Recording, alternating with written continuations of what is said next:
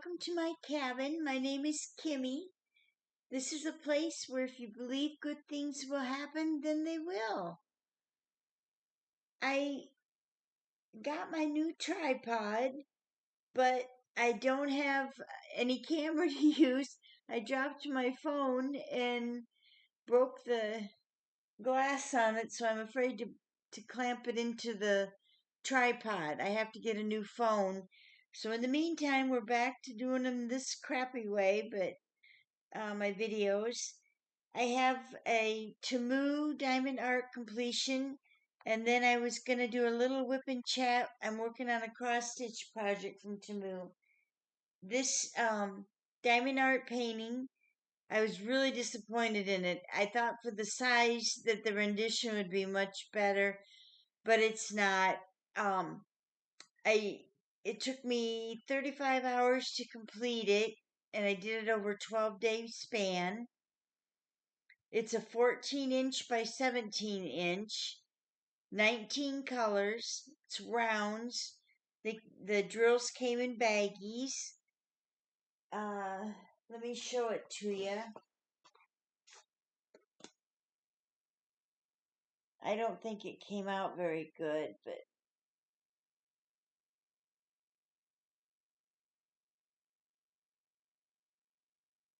that was from Temu. I think it cost around $1. And then let me switch over. You won't be able to see me actually cross stitching, but I'll show you here and there little bits of what I'm doing. This is the project I'm working on. I don't know if you can see it through the baggie.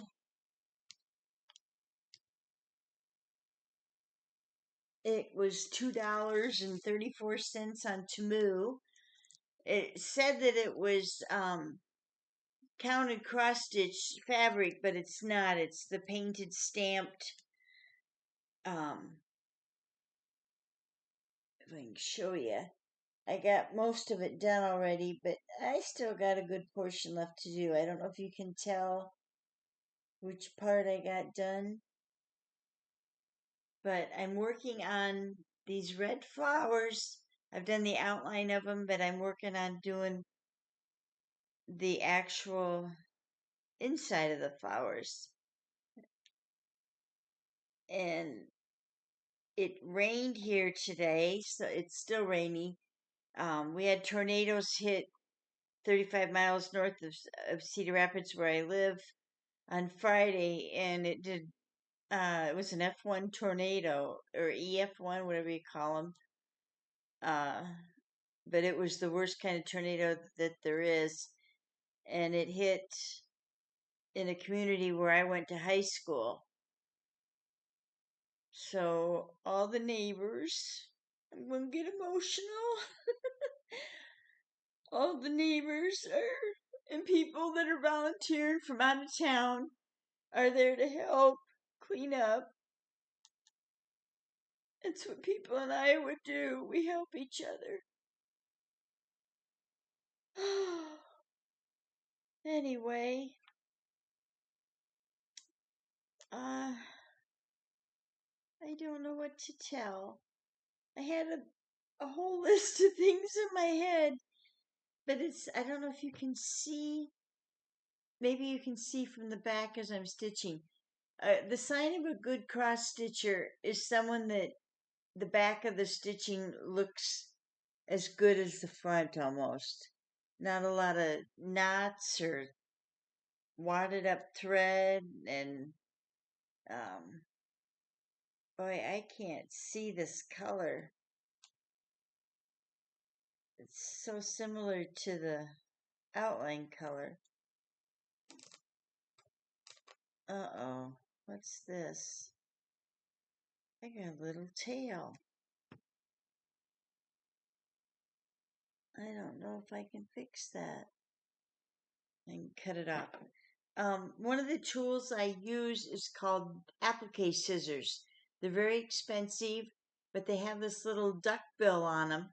So when you're snipping something, it doesn't snip whatever the fabric is. it's for appliquing, where you put stuff on quilts mainly.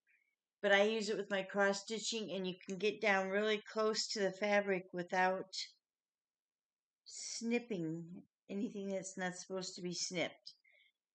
And then another tool I use, I got this way back in the 80s. I don't know what it's called. I think you can still find them like on Hirschners.com. But it has Velcro on this side and then a little piece of Velcro. And you put your, oh, I can't show you right now. You put your thread in it like this. You take this and you set your thread across it. Put the other piece of Velcro on top of that Velcro and pull it through. And what it does is it separates the threads and straightens them out so they're not all wrinkled. Um, I don't know. A lot of times, if you use the longer string of floss, um, you'll get bunches up and knots, and that helps prevent all that. I've had that since the early 80s, and it's just been wonderful. But you could also use just two pieces of Velcro. Um, if you've never tried it, I recommend it highly. I can't see. Um, but we had tornadoes go through again early this morning, in that same community that got wiped out on Friday. I haven't heard about the damage or if the same people were hit again. And it's a farming community with a dance hall. I don't know if the dance hall is still there. It's called Prairieburg, Iowa, and Coggan, Iowa.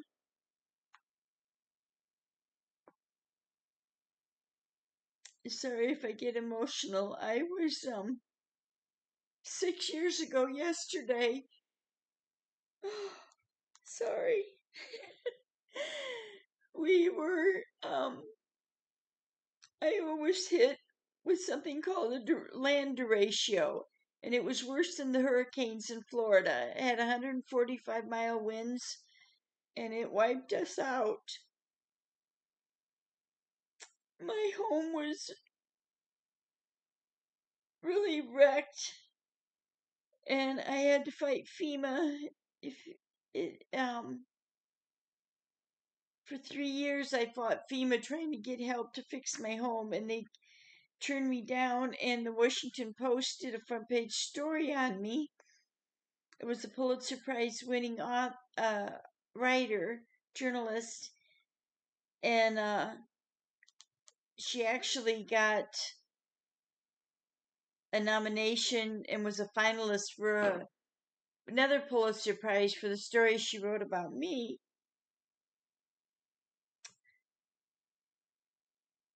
Sorry. I'm gonna cry. She did the front page story about FEMA not helping me, and there was like 80 to 90% of the people that applied for FEMA help here were turned down. And she did a story about the statistics and all that. And when the sorry when the story hit the front page, I think it was a Saturday edition in the Washington Post, people started contacting her asking for me to set up a GoFundMe. And they said they wanted to donate to help fix my home. So I had an agency help me set up a GoFundMe, and it raised 26, I think it was 18,000 the first day. and about 26,000 in total. I use that to make repairs, but um my health has deteriorated really badly, and I was forced to sell my home because I couldn't take care of it anymore. I couldn't mow the yard or shovel or um all the things that an able-bodied person can do, and I'm not able-bodied anymore. Um, I lived there for 24 years, and I really miss the independence of not having neighbors on top of you and beside you and um, in your business. Because where I lived, everybody got along and no one was in each other's business. We helped each other all the time. And why am I telling you this? Um, I guess because yesterday was the 6 year anniversary of the derecho, and it was horrible when it hit. I lived in a mobile home, and I was on the telephone when it came. I had no TV, so I had no warning that it was coming, and I relied on YouTube and online for my news at the news website, and so anyway, I didn't know it was coming. I was on the phone, and when it hit, it was like a tornado that lasted 45 minutes. Tornadoes usually just last maybe a minute or two, and if even that long. And this was like a tornado forever. It knocked me down on my couch, knocked my trailer off the foundation, knocked me down on the couch. If I didn't have tie downs on the trailer, it would have blown over. And I thought it was going to go over, but the tie downs prevented that. But my trailer shook. It knocked everything off the walls. Water was running down the walls, ruined my floors. Was just awful. I don't ever want to experience anything like it in my life. I prayed so hard for it to stop, and I would try to stand up, and it would just knock me back down onto my couch. Um, it destroyed my bathroom. That was the worst damage. And a couple months after it hit, and I still didn't have the repairs done yet because I was waiting on FEMA. The floor had gotten ruined, and my foot fell through the floor, and I broke my ankle. It wasn't ending, but I'm glad it's over with. So that's why I'm emotional about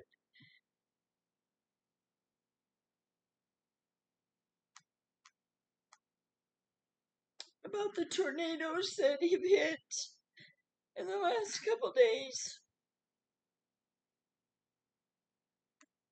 Crops were ruined. They won't know the damage till they go to harvest. Um, the soybeans and corn, which we're famous for here in Iowa, we feed the world. It's a shame. It's a real shame because we're getting close to harvest time. But hopefully they had crop insurance and that'll help.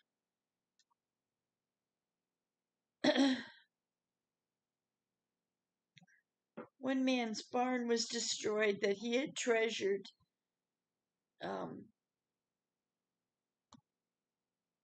and I felt so bad for him.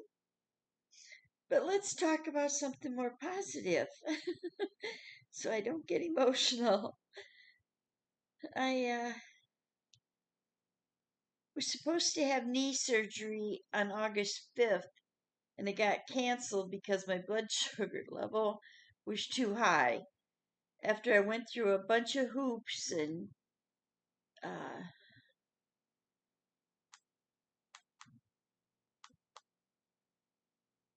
and got all my doctor appointments done, okayed by the heart doctor and all the other doctors, and The last thing they did was the lab work, and then they found out my blood sugar was high, so they couldn't do it. So it's postponed till at least November, which I don't want to have the surgery in winter because you have to go to physical therapy 3 times a week, and I don't want to be out in the snow.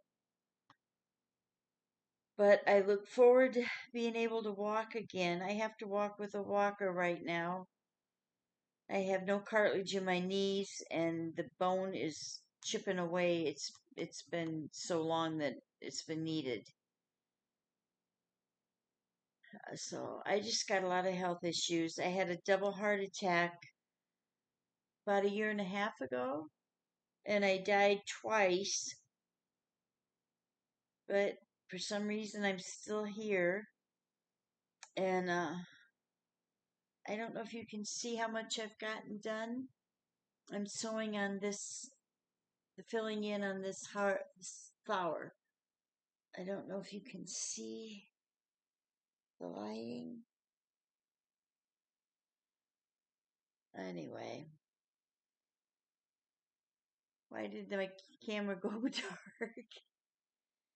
Um, so after I had the heart attack, people asked me if I saw a tunnel of light or anything. I didn't see anything, didn't feel anything. I was just knocked out.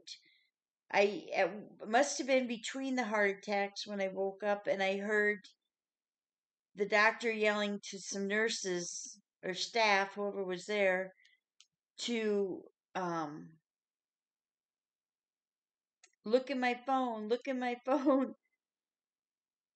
to see if, I guess they were looking for emergency contacts because I was dying. And, which they would have found none because I don't have any. I'm a single woman, never been married, and I just don't have any emergency contacts. So if I died, nobody would have known till it was in the newspaper, if it would have been in the newspaper. Speaking in newspapers, I'm a freelance correspondent for the Iowa's second largest newspaper here. Haven't submitted anything in a couple years because I've been busy with my health and getting settled in my new place. Um, but I've had the itching. I've completed a book, submitted it to a publisher who accepted it, but they're a self publisher and I got to come up with money to pay for it to be published. But someone generously explained to me how their husband does ebooks on Amazon for free. And then you get a commission or they print on demand also. Which I'd rather have books in hand, pay for the publishing, but I may have to go that route because I don't have money. I live in the poor farm.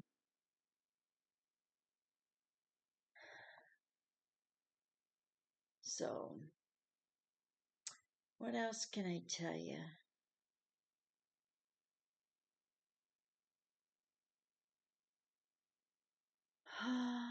I suppose you're bored looking at me and not seeing what I'm doing. I don't know if I can't hold it so you can see what I'm doing. Unless you look at the back, which it's hard to hold it. I can't hold it up in the air like that. All right, well, I'm going to end this. Hopefully, I can get my new phone here. It's going to be a couple weeks. And I have a camera, but I can't figure out how to find it when I plug it into the computer. It doesn't show up as being um what do you call it? Where you when you plug something in, usually you can see under your files on your what's in your computer and it doesn't show, so I don't know how to use it. If this camera that's on my laptop overrides it or what. But I want to thank you all for checking in. Thank you so much to my new subscribers. I am so grateful. I have to have 1,000 subscribers within a year in order to become monetized.